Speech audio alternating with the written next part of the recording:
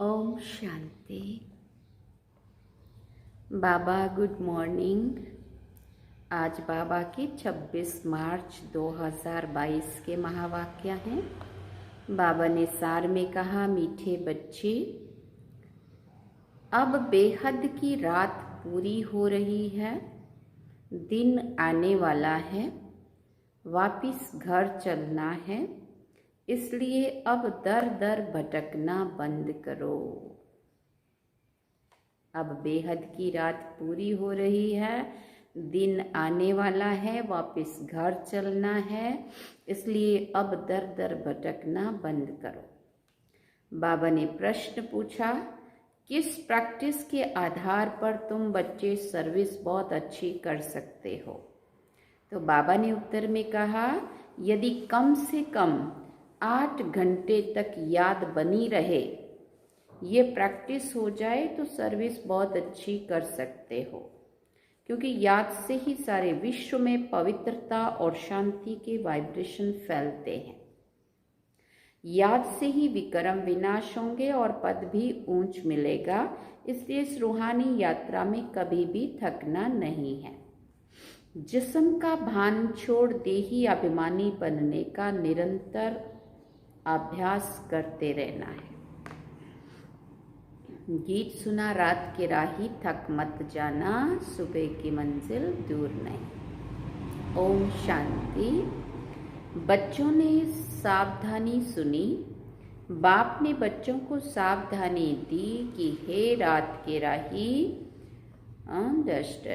थक मत जाना, क्योंकि अब तुम्हारे लिए दिन आ रहा है। यह है बेहद के रात और दिन। बेहद की रात पूरी होती है और बेहद के दिन की स्थापना हो रही है।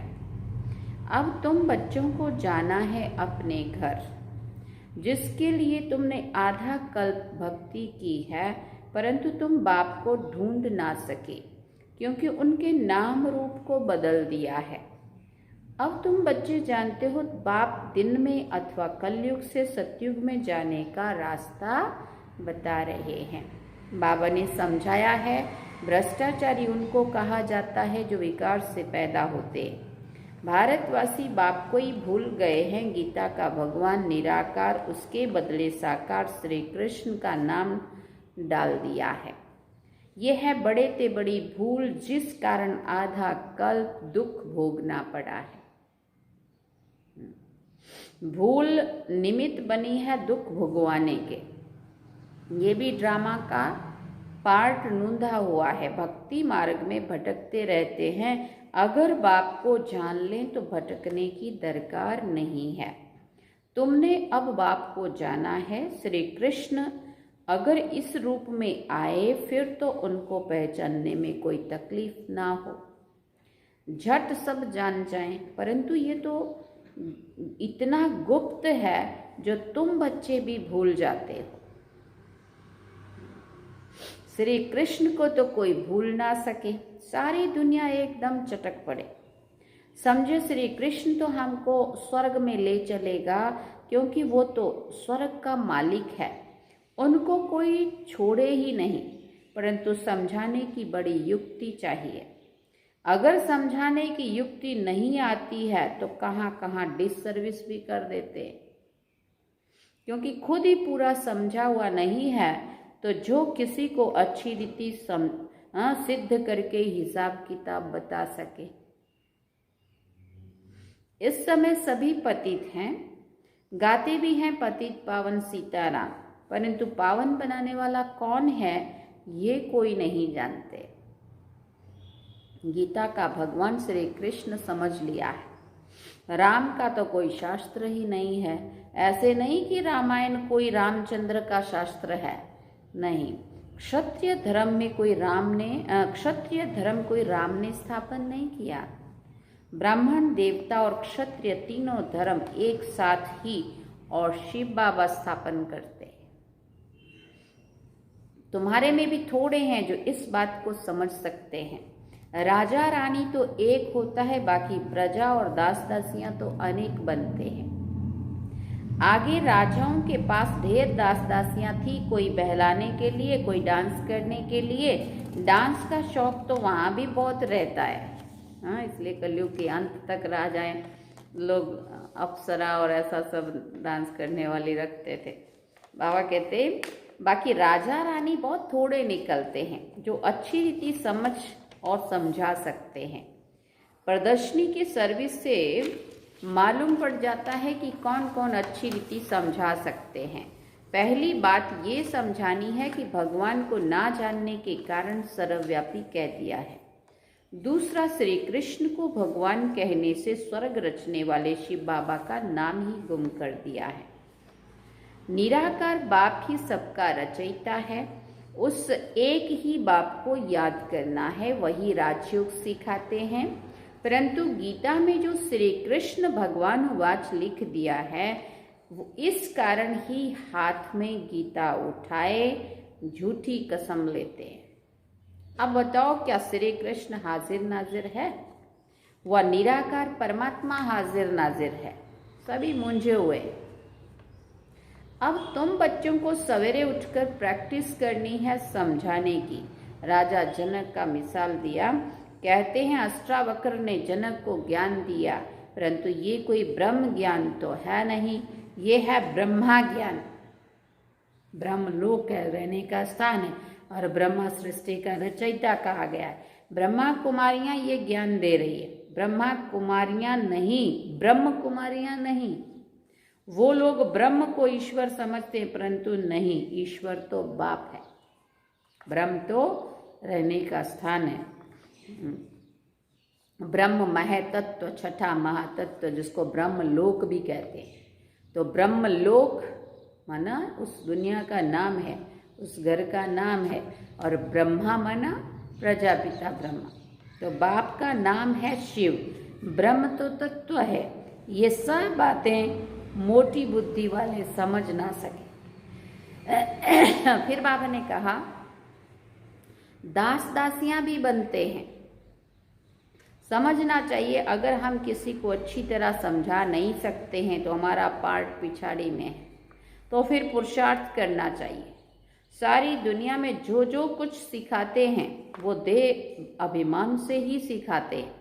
देही अभिमानी सिवाय तुम ब्राह्मणों के और कोई है ही नहीं। तुम्हारे में भी नंबरवार हैं जो आत्म अभिमानी बनते हैं। हम आत्माओं को सुनाते हैं। आत्मा इन ऑर्गन्स द्वारा बोलती है। आत्मा कहती है मैं नहीं सुन सकती हूँ, मेरे ऑर्गन्स खराब हैं। तो देही अभिमानी बनने में मेहनत है। सतयुग में देही अभिमानी रहते हैं, बाकी परमात्मा का ज्ञान नहीं होता है। बाप कहते हैं मेरा सिमरन वहाँ कोई करते नहीं है, वहाँ दरकार ही नहीं है। दुख में सिमरन सब करे, सुख में करे ना कोई। सुख में करे ना कोई माना सतयुग त्रेता में सुख ही सुख होता है, वहाँ बाप का परिचय भी नहीं होता है और बाप को याद भी कोई नहीं करता है। सिमरन अथवा याद एक ही बात है। वो लोग माला हाथ में लेते मुख से राम राम कहते हैं, यहाँ तो राम अक्षर कहना भी रोंग हो जाता है। राइट अक्षर है शिव बाबा, परंतु शिव शिव भी कहना नहीं है। सुना, बाबा कहते बाप को याद करने के लिए नाम थोड़ी लिया जाता है। बाप को याद करना यह है यात्रा। जिस्मानी यात्रा पर जाते हैं तो भी याद रखते हैं। हम अमरनाथ पर जाते हैं, वो नाम तो लेना पड़ता है ना, तुमको कुछ भी जपना नहीं है। तुम जान गए हो नाटक पूरा होना है, हमारे 84 जन्म पूरे हुए, ये पुराना चोला छोड़ना है। पार्ट बजाते बजाते पतित होना ही है। बाप कहते हैं ये जो मनुष्य सृष्टि रूपी झाड़ है उनका थुर सड़ गया है, बाकी टाल टालियां बची हैं। ये भी तमो प्रधान हो गए हैं। झाड़ की आयु अब पूरी होती है, फिर से नाटक रिपीट होना है। हर एक अपना अपना पार्ट बजाएंगे, दूसरी कोई दुनिया नहीं है। अगर होती तो हम पढ़ते क्यों? कहते हैं बाबा फिर से आकर राजयोग सिखाओ, गीता ज्ञान सुनाओ, पावन बनाओ। परंतु पतित हम कैसे बने हैं ये कोई नहीं जानता है। पावन बनाने के लिए हम उनको बुला रहे हैं, परंतु पतित कैसे बने वो कोई नहीं जानता। अब तुम जानते हो हम ही पावन थे, फिर हिस्ट्री रिपीट होती है। अब बाप कहते हैं वापिस घर चलना है। घर में तो बाप ही रहता है, कहते हैं परम धाम में रहते हैं, फिर भूल जाते हैं आत्माएं भी ब्रह्मांड में रहती हैं। ये सृष्टि है, इसमें मनुष्य रहते हैं। ब्रह्मांड में आत्माएं रहती है, फिर आती हैं यहाँ पार्ट बजाने। ऊपर में आकाश तत्व है, पैर सबके पृथ्वी पर है, बाकी शरीर कहाँ है, वो तो आकाश तत्व में ही है। वहाँ तो आत्माएं स्टार्स रहती हैं, वहाँ गिरने की चीज़ नहीं जो हम गिर पड़ेंगे। साइंस वाले रॉकेट में जाते हैं चक्कर लगाने, फिर बाहर भी निकलते हैं, लिखते भी हैं गिरने का डर नहीं है। इतनी आकर्षण है जो मनुष्य आकाश तत्व में ठहर जाते हैं। तो इतनी छोटी सी आत्मा महतत्व में क्यों नहीं ठहर सकती? रहने का स्थान वहाँ ही है। ये सूर्य चांद स्टार्स बहुत बड़े हैं, ये कैसे ठहरे हुए हैं? कोई रस्सी तो आदि तो है नहीं, ये भी तो ऊपर टिके हुए हैं ना ऐसे। ये सारा ड्रामा बना हुआ है। हम 84 के चक्र में आते हैं। ये झाड़ है, कितनी बड़ी टालियां हैं, बाकी छोटे छोटे थोड़ी देख सकेंगे। बाबा भी नट स्टेल में समझाते हैं, जो पीछे पीछे आते हैं वह जरूर थोड़े ही जन्म लेंगे, बाकी एक एक का हिसाब नहीं बताएंगे। तुम जानते हो ब्रह्मा द्वारा ब्राह्मण देवता क्षत्रिय धर्म की स्थापना हो रही है। 3 धर्मों की स्थापना बाबा कहते अभी संगम पे होती है। शूद्र से जब शिव बाबा आते हैं तो शिव बाबा हमें शूद्र से पहले ब्राह्मण बनाते। जैसे ही हमें ज्ञान समझ में आता है, हम शिव बाबा के बच्चे शिव बाबा को पहचानते हैं, तो उसको फिर शूद्र से हम ब्राह्मण बनते हैं। जो ब्राह्मण बनते हैं सो फिर पढ़ाई पढ़ने लगते हैं, बाबा की श्रीमत पर चलते हैं, और श्रीमत पर चलते चलते कोई देवता धर्म के देवता घराने के लिए पुरुषार्थ करते, कोई क्षत्रिय, कोई सूर्यवंशी, कोई चंद्रवंशी, वो फिर अपनी अपनी पढ़ाई और पुरुषार्थ के आधार पे बनते। लेकिन सबसे पहले शूद्र से ब्राह्मण धर्म, तो ब्राह्मण सो देवता सो क्षत्रिय, 3 धर्म की स्थापना स्वयं परमपिता परमात्मा शिव बाबा के द्वारा और अभी होती है ना। तो ये बात हमें पक्की समझ में आनी चाहिए। तुम जानते हो ब्रह्मा द्वारा ब्राह्मण देवता क्षत्रिय धर्म की स्थापना भी हो रही है। जिससे स्थापना हुई उसको ही फिर पालना करनी है, जिससे स्थापना हुई उनको ही फिर पालना करनी। ब्रह्मा द्वारा स्थापना कहते हैं तो ब्रह्मा सो विष्णु बन के फिर पालना करते हैं। ब्रह्मा विष्णु शंकर तीनों ही देवताएं अलग अलग हैं, बाकी ऐसे नहीं कि ब्रह्मा को 3 मुख हैं, ऐसे तो हो ना सके। बाप कहते बच्चे तुम बिल्कुल बेसमझ बन गए हो। बाप आकर समझदार बनाते हैं। अभी तुम सब सीताएं रावण की कैद में हो। तुम ही बंदर थे, तुम्हारी सेना ली, बंदरों की सेना ली। राम ने पुल पार करने के लिए रावण के ऊपर लंका पर जब चढ़ाई करने जा रहे थे तो ऐसा बताते हैं ना, तो बंदरों की सेना ली। कौन है वो बंदर? तो बाबा कहते वो भी तुम ही है। रावण के जो शोक वाटिका में बैठी हुई सीता है, सीता एक नहीं, लेकिन बाबा कहते इस रावण की दुनिया में, इस रावण की शोक वाटिका में, दुखों की दुनिया में तुम सब आत्माएं रूपी सीताएं हो, और मैं तुम्हारा राम हूँ, परमात्मा। मैं आया हूँ अब तुम्हें इस रावण की कैद से छुड़ा करके वापस घर ले जाने के लिए, और फिर तुमको भेज दूंगा राज तिलक दे करके सत्युगी सुंदर दुनिया में। तो बाबा कहते तुमको ही मंदिर लायक बनाया, अब राजधानी स्थापन हो रही है। जितना जो श्रीमत पर चलेंगे उतना ही ऊंच पद पाएंगे। तुम जानते हो हमारे मम्मा बाबा नंबर 1 में जाते हैं। स्थूल वतन में तुम्हारे सामने बैठे हैं, सूक्ष्म वतन में भी देखते हो बैठे हैं, और फिर बैकुंठ में भी देखते हो। पहले बहुतों को साक्षात्कार कराया गया, फिर सब थोड़ी श्री कृष्ण बन जाएंगे। बाल लीला आदि दिखाई जाती है पुरुषार्थ कराने के लिए। बिगर पुरुषार्थ महाराजा महारानी तो नहीं बनेंगे। जो पक्के निश्चय बुद्धि हैं वो एकदम ठहर जाते हैं। बाबा हम तो आपको कभी नहीं छोड़ेंगे। फिर कई ऐसे ऐसे कहते कहते छोड़ भी देते हैं। आश्चर्यवत सुनंती कथनती और फिर भागंती हो जाते हैं। पहले की कहावत है, अभी भी ये सब कुछ होता ही रहता है। कहते हैं कल्प पहले भी ऐसे भागंती हुए थे, किसी पर भरोसा नहीं है। जैसे श्वास पर भरोसा नहीं है ना, बाबा का बनकर फिर भी मर जाते हैं। ईश्वरीय जन्मदिन मनाकर भी मर जाते हैं अथवा हाथ छोड़ देते हैं, चले जाते हैं। बाबा घड़ी घड़ी कहते रहते, तुम ऐसे समझो तो हमको अपने स्वीट होम में अब जाना है, इसलिए बाप और घर याद पड़ता रहता है। भक्ति मार्ग में भी आधा कल्प याद किया था, परंतु वापस कोई भी जा नहीं सकते हैं। जानते ही नहीं है तो जा कैसे सकते हैं। वो रूहानी राही बन कैसे वो रूहानी राही बनकर बन कैसे सकते हैं। अब तुम पूरे राही बने हो। जो जास्ती याद करते हैं उनके पाप कटते जाते। यात्रा का भी ध्यान रखना पड़ता है। यात्रा का भी ध्यान रखना है। पिछाड़ी में 8 घंटा तुम्हारी सर्विस रहे तो बहुत अच्छा है। ये है शांति और पवित्रता के वाइब्रेशन फैलाना, मनसा सेवा करना, जिसको बाबा मनसा सेवा कहते। अभी भी जो यूक्रेन रशिया का चल रहा है तो कितना मनसा सेवा की आवश्यकता है। अपने शांति दूत फरिश्ते वहाँ वाइब्रेशन भेज भेज के सब शांति हो जाए चारों तरफ। ऐसा हमें मनसा सेवा करनी चाहिए सभी को। याद से विक्रम भी विनाश होंगे और पद भी ऊंचा मिलेगा। इसलिए कहा जाता है, रात की राही थक मत जाना। कलयुग का अंत माना ब्रह्मा की रात पूरी होना सबको वापस जरूर जाना है। रूहानी घर को याद करना है, रूह को अब जाना है, जिस्म का भान छोड़ना है, देही अभिमानी बनना है। यह है याद की यात्रा। अच्छा, मीठे मीठे सिकेल दे बच्चों प्रति माता पिता बाप दादा का याद प्यार और गुड मॉर्निंग। रूहानी बाप की रूहानी बच्चों को नमस्ते।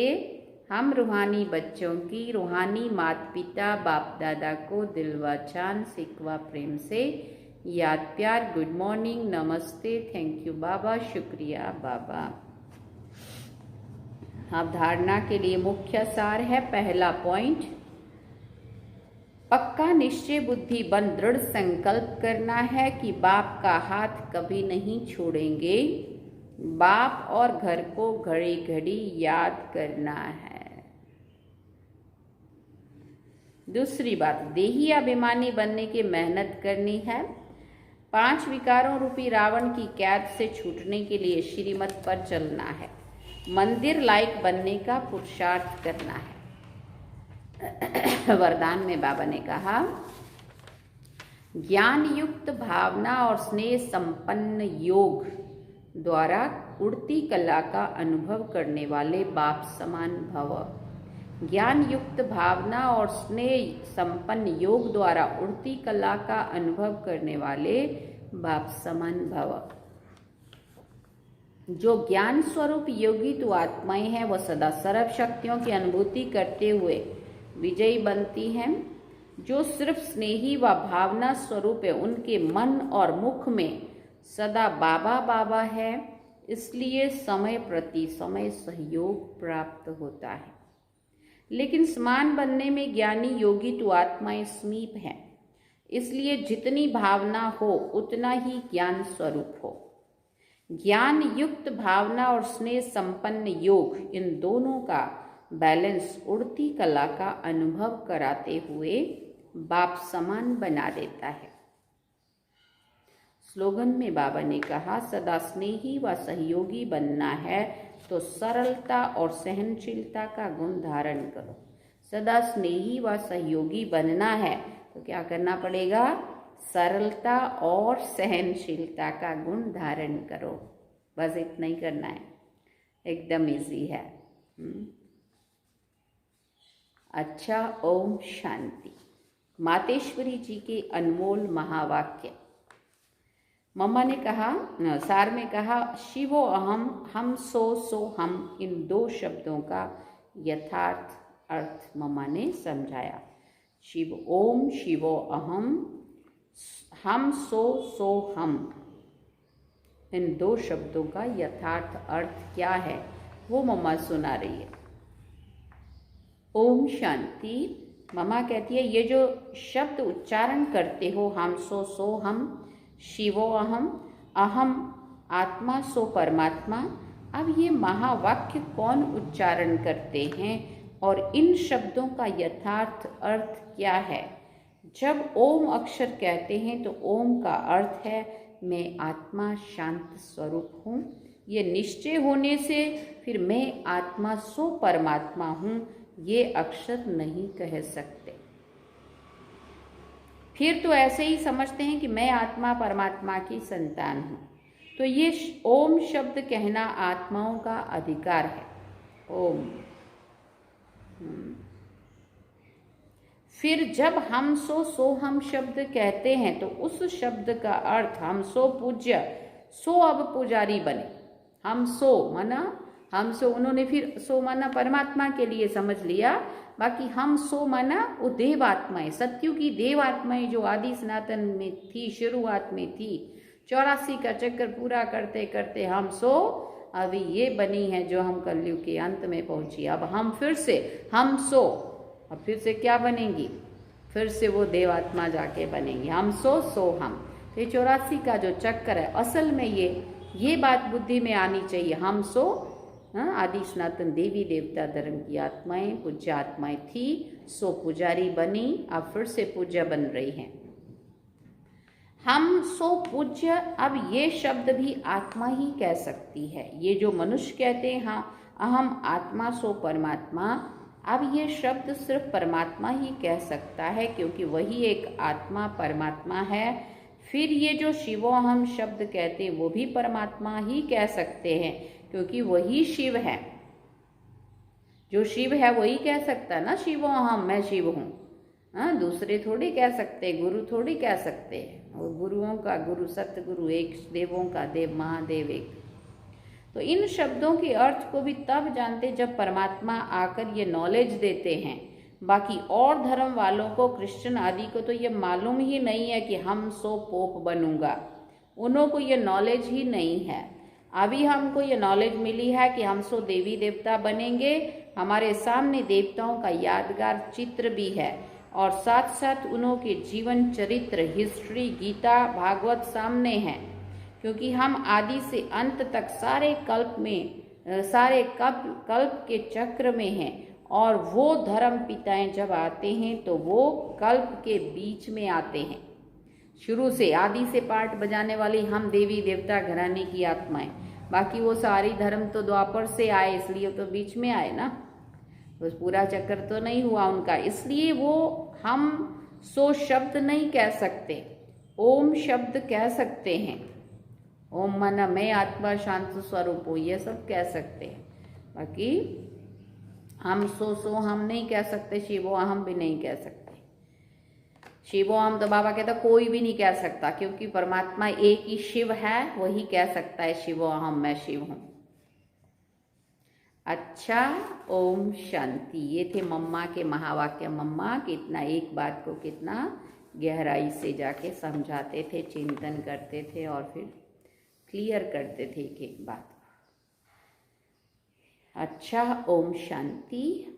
तो ये हमने बाबा और मम्मा दोनों के महावाक्य सुने। बाबा ने कहा सार में, अब बेहद की रात पूरी हो रही है, दिन आने वाला है, वापस घर चलना है, इसलिए अब दर दर भटकना बंद करो।